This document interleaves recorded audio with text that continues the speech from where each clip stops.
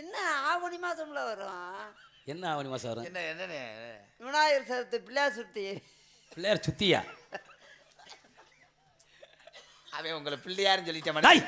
ஏண்டா யார பிள்ளையார் கேட்குறேன்? ஏய் பிள்ளையார் கிடையாது, இதான் குபேரன். குபேரனா? குபேரனா? ஏன்னா தேவலோகத்திலே கிம்புருவர் கிம்புருவர் யாரு?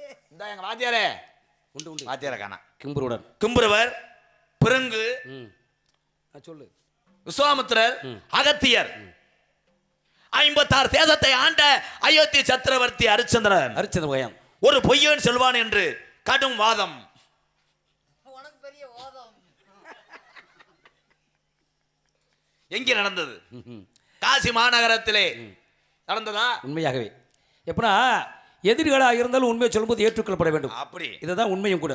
இப்போ நம்ம நம்ம நம்ம நாட்டுக்களே பாருங்க, ஒவ்வொரு இறைவனுடைய ஆலயத்தில் தேங்காய் உடைக்க மாட்டாங்க தெரியுமா? ஒரு இறைவனுக்கு பாலை விஷயமே கிடையாது. ஒவ்வொரு இறைவனுக்குடைய வழிபாடுகள் நிறைய மாற்றம் கொண்டு இருக்கின்றது. ஏன்மா எங்க ஊர்ல ஒரு இடத்துல தேங்காய் உடைக்க மாட்டாங்க. எங்க? அவன் வித்தது ஒரு இளநீ. வித்தது இளநீ. இப்போ ஸ்ரீரங்கத்தில் இளநியை உடைக்க மாட்டாங்க, தேங்காய் உடைக்க மாட்டாங்க. தேங்காய் உடைக்க ஸ்ரீரங்கத்தில் தேங்காய் உடைக்க மாட்டாங்க. அதுதான் ஸ்ரீரங்க கோயிலுக்கு முன்னாடி உள்ள ஹோட்டல்ல உடைப்பேன். கை தட்டலாம் சும்மா. என்னடா சொல்லிக்கிட்டு நீ? அதை எத்தனை பேர்த்த லூஸ் ஆக்கிட்டு வந்திருக்கேன் நீ? எனக்கு என்ன டைட்டா? ஏன் இங்கே தேங்காய் உடைக்க மாட்டாங்க? தேங்காய் உடைச்ச சத்தம் கேட்கும், ஊர்க்காரை வந்துருவாங்க. ஊர்க்காரை வர கிடையாது. ஏன் உடைக்க மாட்டாங்க? ஸ்ரீரங்கத்திலே ஸ்ரீரங்க ரங்கநாதனின் அவர் பள்ளி கொண்டிருப்பார். இஸ்ரேலில் இருக்கிறார். தூக்கத்தில் இருக்கக்கூடிய ரங்கநாதனை தேங்காய் உடைத்து சத்தம் கேட்டா கூட அவர் எழுந்து விடுவார் என்பதற்காக தான் தேங்காய் உடைக்க மாட்டாங்க. சார் பாலாபிஷேகம் செய்யாத கோயில் இருக்குன்னு இருக்கு. எங்கே? பால் எங்கே இல்லையா அங்கேதான். ஒரு கோயிலுக்கு பாலாபிஷேகம் கிடையாது. சமயபுரத்துடைய அம்மனுக்கு பாலாபிஷேகமே கிடையாது. ஏன் அதுக்கு பாலாபிஷேகம் கிடையாதுன்னா, சமயபுரத்துடைய அம்மனுடைய சிலை வேப்ப மர துகளால் செய்யப்பட்டது. பாலாபிஷேகம் செஞ்சால் சிலை கரைந்து விடும். அதனால தான் பாலாபிஷேகம் செய்கிறது கிடையாது. தெரியுதா?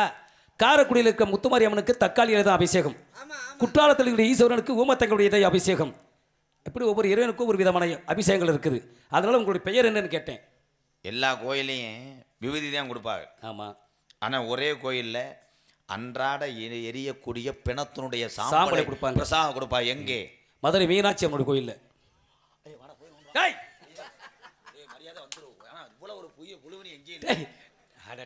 மதுரை மீனாட்சி அம்மன் கோயில்லையா? உஜ்ஜயினி மகா காளீஸ்வரர் கோயில் அங்கேதான் கொடுப்பாங்க. தெலுங்கானத்தில் இருக்கு. பிரம்மன் எழுதக்கூடிய இது யாராவது நம்புறீங்க? மீனாட்சி அம்மன் கோயில். என்னை பாரு டேய், இங்கே என்னை பாரு, என்னை திருப்பாரியா? மீனாட்சியுடைய வரலாறு உனக்கு தெரியுமா? மீனாட்சி அம்மன் கோயிலுடைய வரலாறு தெரியுமா? மீனாட்சியோட வரலாறு தெரியுமா உனக்கு? மீனாட்சி இன்னைக்கு அம்மனா இருக்குன்னா வரலாறு எனக்கு அறிவியலே தெரியும் இல்லையா? மீனாட்சி இன்னைக்கு அம்மன் இருக்கு, மதுரை மீனாட்சி. அதுக்கு முன்னாடி யார் தெரியுமா? தெரியும். சாதாரண கல்லு எந்த ஊர்ல கண்டெடுத்தாங்க தெரியுமா? தெரியும். எந்த ஊர்ல? வண்டியூர் என்ற கிராமத்தில் சலவத்துறையால் குளத்தில் கிடந்த கல்லு. சலவத்துறையால் தினந்தோறும் துணிகள் வெளுத்து கொண்டிருக்கிறான். அப்படி வெளுக்க கொண்டிருக்கும் போது பெண்கள் அணியக்கூடிய மேலாடை, பால்படக்கூடிய ஆடை மேலாடை வெளுக்கின்ற போது கல்லு கருண பச்சையாக மாறுகின்றது. உடனே பாண்டியவனாகப்பட்ட பறை சுட்டி கல்லுகளை ஆராய்ச்சி செய்கிறான். ஆராய்ச்சி செய்தவன் சொல்லிவிட்டான், இது ஒரு சாதாரண கல் அல்ல, இது ஒரு மரகத கல் என்று சொல்லிவிட்டான். உடனே சிற்பியை வரவழைத்து மதுரை மீனாட்சி சிலை வடிக்கிறார்கள். வடித்த பிறகு உடைய கர்ப்பகிரகத்தில் இருந்து விட்டார்கள். கர்ப்பகிரகம்னா கருவையடா. அதற்கு அது மூக்கில் அணித்துக்கு ஒரு கல் எங்கே தெரியுமா? நாகரத்ன கல். எங்கேருந்து கொடுக்கப்பட்டது தெரியுமா? அதுவும் புதுக்கோட்டையிலிருந்து கொடுக்கப்பட்டவன். அதுக்கு பொண்ணு கத்த தாலி செய்து நகை எங்கே கொடுத்துமா? அதுவும் புதுக்கோட்டையிலிருந்து கொடுக்கப்பட்டவன். ஆனால் தாலியை மட்டும் செய்கிறான். மதுரை பக்கத்தில் இருக்கக்கூடிய திருமாங்கல்யம் சென்று செய்யக்கூடிய திருமங்கல் இன்னைக்கு நாளை உழவை. இதெல்லாம் நிறைய இருக்குது. வரலாறு தம்பி, இதெல்லாம் பொய் பேச முடியாது, பொய் பேசவே முடியாது. இவ்வளோ பேசுறியே, புதுக்கோட்டையிலேருந்து இந்த ஊருக்கு ரூட்டு சொல்லு. ரூட்டா? இவ்வளோ வரலாறு. மீனாட்சி கோயிலுக்கு அதை கொடுத்தாங்க, கல்லை கொடுத்தாங்க, திருமங்கலத்தில் ஜாதி செஞ்சாங்கன்னு. இந்த நாடகம் வச்ச ஊர் இருக்குல்ல, புதுப்பட்டி, இதுக்கு ரூட்டை மட்டும் சொல்லி நான் கிளம்புறேன். அண்ணே எனக்கு தெரியாது, நான் நைட்டில் வண்டி தூங்கிட்டேனே. அப்போ எல்லாமே ரூட்டு சொல்ல வேணாம், எத்தனை கிலோமீட்டர்னு சொல்ல சொல்லு. எத்தனை கிலோமீட்டர் புதுக்கோட்டைக்கு இங்கேயே எத்தனை கிலோமீட்டர்னு சொல்லுங்க. மீனாட்சி கோயிலை போய் அளக்குறீங்க, ஸ்ரீரங்கம் கோயிலை போய் அளக்குறீங்க. இது எவனாவது நாட்டில் எழுதி வைப்பேன், அதை படிச்சுட்டு வந்து நீங்கள் சொல்லுவீங்க, அதை நாங்கள் கேட்டுக்கிறோம். பரமசாமி சம்பளத்தில் 500 சேர்த்து இனிமே வருதான் போய் அளந்தது மாதிரி ஒன்னையும் அடிப்பேன், உன் கூட நின்றுப்பேன். என்ன யார் என்று கேட்டீர்கள்? நீங்க யார் கேட்கிறேன்? யோசிக்கிறேன். சொல்றேன். யோசிக்கிறேன். அப்பாவும் அம்மாவும் முடிவு பண்ணி ஊருக்காரெல்லாம் முடிவு பண்ணி இவன் அதிசயமாக பிறந்தவன். அதிசயமா பிறந்த பிள்ளை நான் தான். உங்களுடைய பெயரு? பேரத்தேன். பேரை வைக்கிறதுக்காகத்தேன் கிட்டத்தட்ட 632 வண்டியை பூட்டிக்கிட்டு. எத்தனை வண்டி? 632. 632 வண்டினா மாடு எத்தனை மாடு?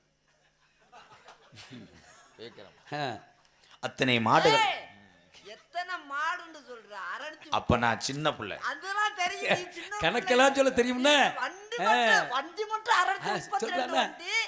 மாடு எத்தனை மாடு? ஒத்த மாடு போட்டுனாங்களா ரெட்டை மாடா போட்டுனாங்களா? பூட்டவே இல்லை, இழுத்துட்டு போனாங்க. ஓ இவன் எதுக்குடா தூக்கத்துல வந்து நீ பாடாப்படுத்துறியா? 632 வண்டியை போட்டிக்கிட்டு போகும்போது சரி ஊட ஒரு குடம் கடந்துச்சு. வண்டி கூட திரும்பி வீட்டுக்கு வந்துருச்சு. என்னய்யா இப்படி சொல்ற? வெறுங்குடமா இருந்துச்சா இல்ல தண்ணியோட மாறிச்சா? பெருங்குடம். அதனால திரும்பி இருக்கும். ஏன்னா ஒரு வண்டி திரும்பிச்சா இல்லை எல்லா வண்டியும் திரும்பிச்சா? 630. 632 வண்டி அட சண்டாளங்கள. மறுநாள் காலையில 5 மணிக்கு பத்திட்டு போகும்போது சரி எனக்கு ஒரு ஆஃப் டைம் லீவு விடு. இந்த 632 வண்டி நீ எத்தனை வடம் சொல்றியா? நம்மளால முடிச்சிடறேன். ஏன் நீ முடிக்க மாட்டே? எங்க தெரியும். 632 வண்டி அதிகாலை 5:30 மணிக்கு பூட்டிட்டு போகும்போது பாதையை மறந்து சீமக்கரூரில் போயிட்டாங்க. 2 பொம்பளையால காணோம். அந்த வண்டியில் போனவங்களை காணும். சரி சீமக்கல்லைக்குள்ள போனா வெளியே போயிருப்பாங்கடா. திருப்பி அந்த பொம்பளையால ஏற்றிக்கிட்டு சரி கோயிலுக்கு போகும்போது தான் குரங்கு கூட வந்ததுனால வண்டியை திருப்பிட்டு வந்துட்டாங்க. 632 வண்டியும் திரும்பி வந்திருக்குமே. 632 வண்டியும் திருப்பி இருப்பாங்களே. ஏன் ஒரு வண்டியை திருப்பிட்டு வந்தானடா? பயந்துருவாங்களா? திருப்பி கோயிலுக்கு போயிட்டாங்கண்ணே. சாமி 632 வண்டியும் கோயில்கிட்ட போகும்போது கோயிலை போய் பார்க்குறாங்க. அது பிள்ளையார் கோயில். அப்புறம் எப்படி கடை ஓட்ட முடியும்? சாமி நீங்க போயிடுறது நல்லது. இப்படியே நல்ல விதமா இருக்கு. சரி நல்ல விதமா இருக்கும் போதே நீங்க போயிடுறது ரொம்ப ஒரு நல்லது சாமி. இன்னும் கொஞ்ச நேரத்துல மாட்டை காணாம முடியா, அப்புறம் மாட்டை சென்னை போட்டதை காணாம முடியா? எதை காணாமன்றானா நீங்க கோயிலவே காணாம காண நீங்க ஏழா அந்த இருந்தாலும் ஆளுகளை